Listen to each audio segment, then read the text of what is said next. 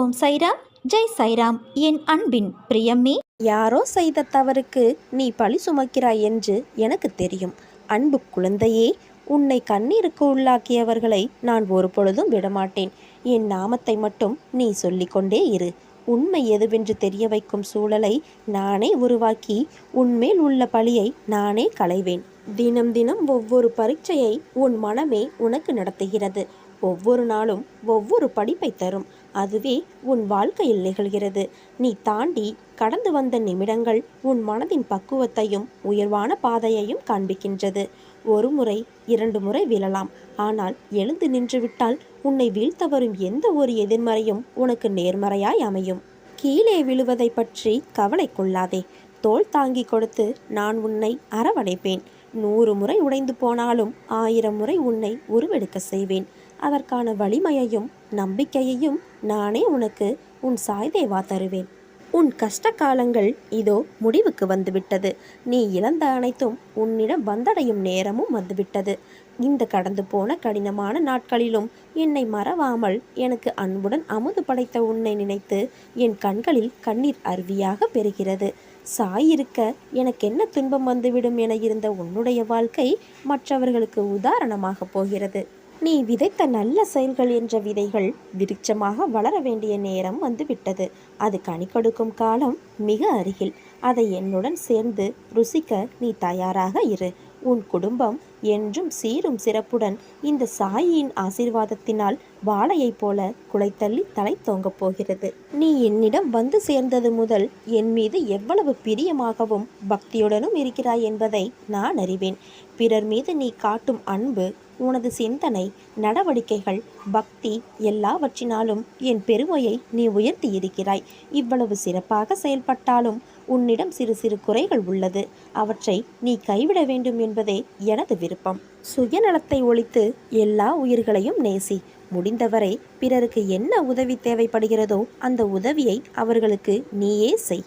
ஒழுக்கம் என்னும் அடித்தளத்தில் வாழ்க்கையை அமைத்து கொண்டு நீ வாழ வேண்டும். ஒழுக்கம் என்பது உன் அன்பானவர்களுக்கு மட்டுமே நீ காட்டுவது கிடையாது. உன்னை சுற்றியுள்ள அனைவரிடமும் நேர்மையை நீ கடைபிடிக்க வேண்டும். அதுவே தர்மமும் ஆகும். நீ செய்த தர்மத்தின் பலன் நிச்சயம் உன்னை தலை காக்கும். எவன் ஒருவன் அவன் மனம் சொல்லும் தீய எண்ணங்களை கட்டுப்படுத்தி வெல்கிறானோ அவனே வாழ்வில் வெற்றியடைவான். நீ நல்ல எண்ணங்களுடன் செயல்புரிந்தால்தான் நிம்மதி, செல்வம், மகிழ்ச்சி ஆகியவை உன்னை பின்தொடர்ந்து நிழல் போல வரும். தர்மத்தை பின்பற்றாதவனுக்கு வாழ்க்கை துன்பத்தை தான் தரும். வெறுப்பு, கடும் சொல் இவற்றிலிருந்து விலகி நில். எதிர்பார்ப்பு இல்லாமல் அனைவரையும் நேசித்து மகிழ். எந்த நேரத்திலும் எந்த நிலையிலும் நிதானத்தை கடைப்பிடி. இந்த நல்வினைகள் கர்ம பந்தத்திலிருந்து விடுபட செய்து உன்னை சந்தோஷமாகவும் நிம்மதியாகவும் வாழ வகை செய்யும். நான் கூறும் வார்த்தைகள் மீது நம்பிக்கை வைத்து செயல்படு. நான் உன்னோடு தான் இருக்கின்றேன், என்றும் இருப்பேன். இனிமேல் உன் வாழ்க்கையில் அனைத்தும் பொற்காலம்தான். குழந்தைகள் தவறு செய்வது இயல்பு. உன் தாயாய் தகப்பனாய் நான் அதை நிச்சயம் கண்டிப்பேன். உன்னிடம் பிழை இருந்தால் அதை மாற்றி அமைக்க வேண்டியது நான் தான். அதற்காக என் குழந்தையை எப்படி பிடிக்காமல் போகும்? உன்னை விட்டு எப்படி செல்வேன் என்று நீ நினைத்தாய்? உன் முன்னேற்றம் கண்டு வியப்பவர்கள் மத்தியில் உன்னை நிறைந்த மனதுடன் வாழ்த்துபவன் நான் ஆவேன். முடிந்து போனதை நினைத்து வருந்தாதே. வரப்போவதை நினைத்து கவலைப்படாதே. நடப்பவை அனைத்தும் உன்னை பலப்படுத்தவே. உனக்கு வருகின்ற சோதனைகள் எல்லாமே உன்னை சாதிக்க வைக்கவே. சோதனையில் சோர்ந்து போகாதே. மனவலிமையோடு எதிர்கொள். நான் இருப்பேன் உன் நிழலாக. உன்னை வழிநடத்த உன் கூடவே நான் எப்பொழுதும் இருப்பேன். நம்பிக்கை என்பது வாழ்க்கையின் சூறாவளி காலங்களிலும் உன் வாழ்க்கை கப்பலை உறுதியுடன் தாங்கி பிடிக்கும் நங்கூரமாகும். உன்னிடத்தில் தடைப்படாத, உடைக்க முடியாத, உறுதியான, திடமான நம்பிக்கை இருக்கும் பட்சத்தில் எதுவும் உன்னை உன் பாதுகாப்பான புகலிடத்திலிருந்து வெளியே தள்ளவோ தலைகீழாக மாற்றிவிடவோ நிச்சயம் முடியாது. நினைவில் கொள். மூழ்கும் கப்பலையும் நங்கூரமாக தாங்கி பிடித்து கப்பலை மிதக்கச் செய்யும். நீங்கள் நீண்ட நாட்களாக எதிர்பார்த்து பிரார்த்தனை செய்து கொண்டிருந்த ஒன்றை நீங்கள் பெறப்போகிறீர்கள். அது இறுதியாக நடக்கப் போகிறது. உங்கள் பொறுமை, நம்பிக்கை மற்றும் என் மீதான நம்பிக்கை பெரிய அளவில் பலன் தரப்போகிறது. திடீர் திருப்புமுனைக்கு தயாராகுங்கள். உன் கஷ்ட காலங்கள் இதோ முடிவுக்கு வந்துவிட்டது. நீ இழந்த அனைத்தும் உன்னிடம் வந்தடையும் நேரம் வந்துவிட்டது. இந்த கடந்து போன கடினமான நாட்களிலும் என்னை மறவாமல் எனக்கு அன்புடன் அமுது படைத்த உன்னை நினைத்து என் கண்களில் கண்ணீர் அருவியாக பெருகுகிறது. சாயிருக்க எனக்கென்ன துன்பம் வந்துவிடும் என இருந்த உன்னுடைய வாழ்வு மற்றவர்களுக்கு உதாரணமாக போகிறது. நீ விதைத்த நற்செயல்கள் என்ற விதைகள் விருட்சமாக வளர வேண்டிய நேரம் வந்துவிட்டது. அது கனி கொடுக்கும் காலம் மிக அருகில். அதை என்னுடன் சேர்ந்து ருசிக்க நீ தயாராக இரு. வாழ்க்கையில் அடுத்த நிமிடங்கள் என்ன நடக்கும் என்பதில்தான் மனிதனின் வாழ்நாளுடைய அர்த்தங்கள் அடங்கியுள்ளது. அந்த அர்த்தங்களுக்கு தான் ஓடுகின்ற ஓட்டம்.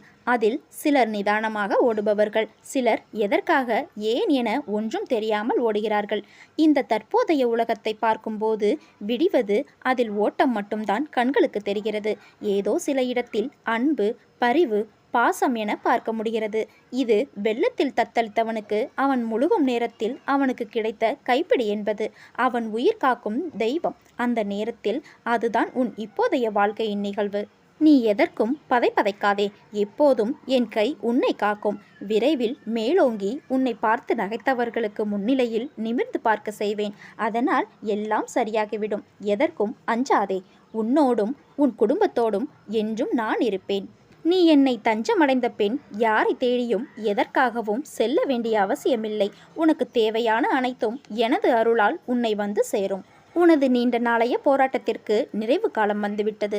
உன் தியாகத்திற்கான பலனை இனி தாராளமாக அனுபவிக்கப் போகிறாய். கண்ணீரோடு காத்திருந்த நீ இனி மனநிறைவை பெறப்போகிறாய். உனது பொறுமையும் நம்பிக்கையும் எனது திருவடி முன்னர் மதிக்கப்படுகிறது.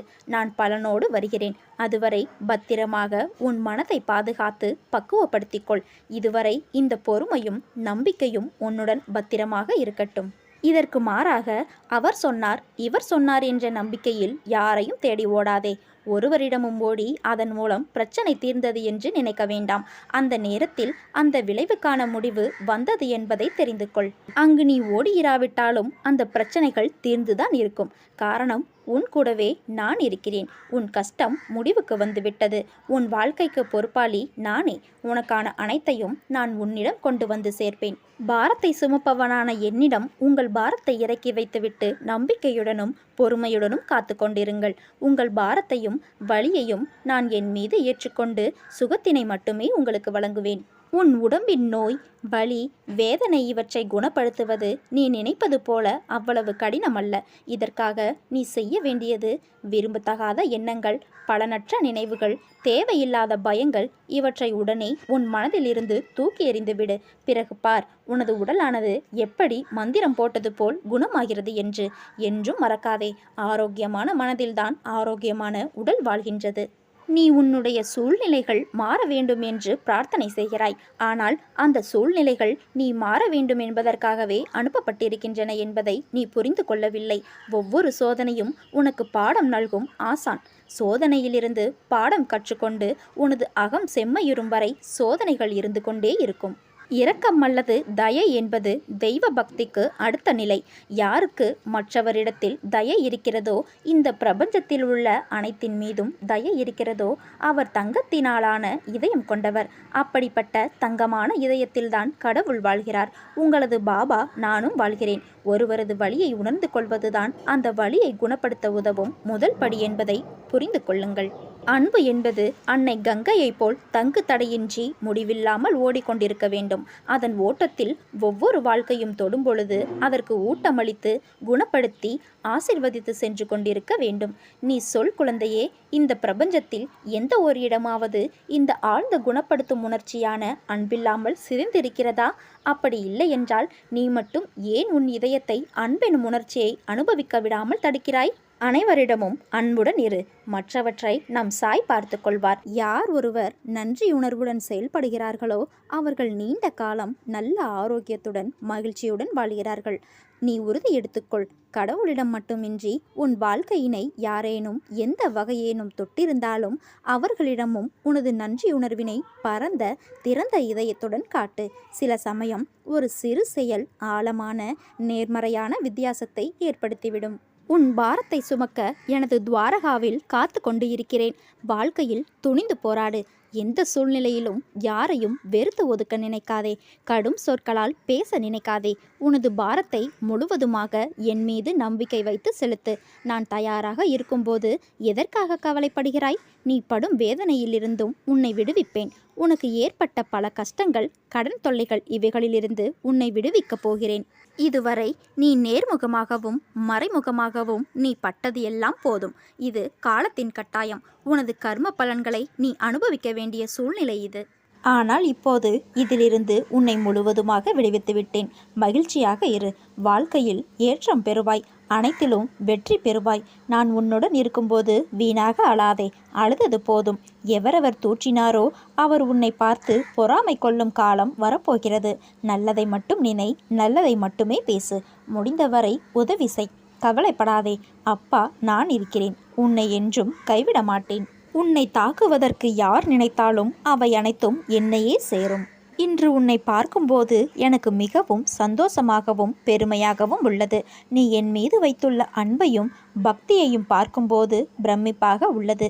எவ்வளவோ சோதனைகளை எதிர்கொண்ட நீ உன் கஷ்டங்களை தாங்க முடியாமல் என்னிடம் கதறி அழுதாய். நீ இன்று பக்குவப்பட்ட மனதுடன் என் அப்பா சாயி என்னுடன் இருக்கும்போது என்ன கவலை என்ற பக்குவப்பட்ட நிலைக்கு வந்துவிட்டாய். உன்னை பார்க்கும் பொழுது அப்படியே உச்சி முகர்ந்து என் மடியில் அமர்த்தி கொள்ள வேண்டும் போல் உள்ளது. எது வந்தாலும் அப்பா நம்மை காப்பாற்றுவார் என்ற நிலைக்கு வந்துவிட்டாயல்லவா? இனி உனக்கு வசந்த காலமே. நீ பட்ட கஷ்டங்களுக்கு எல்லாம் விடிவு வந்துவிட்டது. நீ விரும்பும் சீருடன் உன் தந்தையாகிய சாயி உன் வீடு தேடி வந்து கொண்டிருக்கிறேன். வாசல் கதவை திறந்து வை.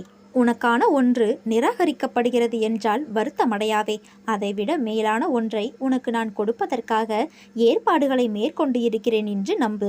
இவ்வுலகில் எதுவுமே நிரந்தரமில்லை. கலிகாலம் இது. நல்லது எதுவுமே மறைக்கப்பட்டு தீயவைகள் நல்லவைகள் போல் ஜோடிக்கப்படும் காலம் இது. ஆனால் உண்மை ஒரு நாள் தெரிய வரும்போது கலியின் ஆட்டம் அங்கு என்ன செய்ய முடியும்? நியாயவாதிகள் முன் யாராலும் நிரந்தரமாக நடிக்க முடியாது. நான் தண்டத்திற்காயிருக்கிறேன். புரிய வேண்டியவர்களுக்கு புரிய வைக்கிறேன். நீ எதற்கும் கலங்காதே. நீ என்றுமே எனது அன்பிற்குரிய குழந்தை. எத்தனை பேர் என் தர்பாரில் வந்து நின்றாலும், நீ என் தர்பாரில் நின்றாலும் நிற்காவிட்டாலும் உனக்கான இடத்தை நான் என்றும் காலியாகவே வைத்திருப்பேன். நீ எப்பொழுது வேண்டுமானாலும் என் முன் வந்து அமர்ந்து என்னை பிரார்த்தனை செய்யலாம். உன் வாழ்க்கையில் இன்னும் எத்தனை நாள் இறந்து போன விஷயங்களையும் உறவுகளையும் நினைத்து வருத்தப்படப் போகிறாய்? அவர்கள் உன் அன்பை சிறிதும் உணராத மனம் படைத்தவர்கள் என்று நீ அறிந்த பிறகும் மீண்டும் அவர்களுக்காக இன்னும் உன் நிமிடங்களை செலவழித்து உன் வாழ்க்கையின் சந்தோஷத்தையும் நிம்மதியையும் இழக்காதே. உன்னை புரிந்து கொள்ளாதவர்கள் யாரிடமும் விவாதம் செய்யாதே. அவர்களை கணக்கில் எடுத்து பேசினால் நீதான் நிம்மதி இழப்பாய். அதை நினைவில் வைத்துக்கொள். உன்னையும் உன் அன்பையும் கொண்டாடுபவர்கள் நிறைய பேர் இருக்கிறார்கள். அவர்களுக்காக நீ சிரி, அழு, வருத்தப்படு, உதவி செய். ஆனால் உன்னை மதிக்காத இடத்தில் ஒரு நிமிடம் கூட தங்காதே. அமைதியாக அவர்களை விட்டு நகன்று வந்துவிடு. அவர்களை பற்றி யோசிக்க கூட செய்யாதே. உன் கோபம் நியாயமானதுதான். ஆனால் அது வேண்டாம். அது உன்னையும் உன் நிம்மதி, சிரிப்பு, சந்தோஷத்தையும் தொலைத்துவிடும். உன்னை வழிநடத்திச் செல்ல உன் சாயப்பா நான் இருக்கிறேன். தைரியமாக இரு. நீ பாபாவின் பாதுகாப்பில் இருக்கிறாய் என்பதை ஒருபொழுதும் மறவாதே. எந்த ஜென்மத்தில் என்ன புண்ணியம் செய்தாயோ நான் உனக்கு குருவாக வந்திருக்கிறேன். நீ செய்த பாவங்களை போக்கவும், உனது பாரத்தை முழுவதுமாக சுமப்பதற்காகவும், நீ படும் வேதனையிலிருந்து உன்னை விடுவிக்கவும், எதை எதை இழந்தாயோ அதை மீண்டும் பெறுவதற்காகவும், உன்னை முழுவதுமாக புரிந்து கொள்ளாமல் தவறாக நினைத்து உன்னை விட்டு நெடுந்தூரம் சென்றவர்களுக்காகவும் நான் உனது குருவாகவும் நீ எனது பக்தனாகவும் இருக்கிறாய்.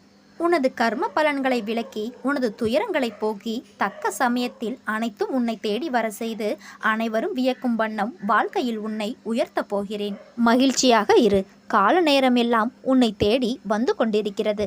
பொறுமையாக இரு. மனம் தளராதே. அப்பா நான் இருக்கிறேன். ஒருவர் வாழ்வில் சத்குருவின் பாதுகாப்பு என்பது மிகவும் வலிமை வாய்ந்த படைக்கலமாகும். ஏனெனில் தன் குழந்தைகளை காப்பதற்காக சத்குரு எந்த அளவுக்கு எந்த உருவில் செல்வார் என்பது யாராலும் கற்பனை செய்து கூட பார்க்க முடியாது.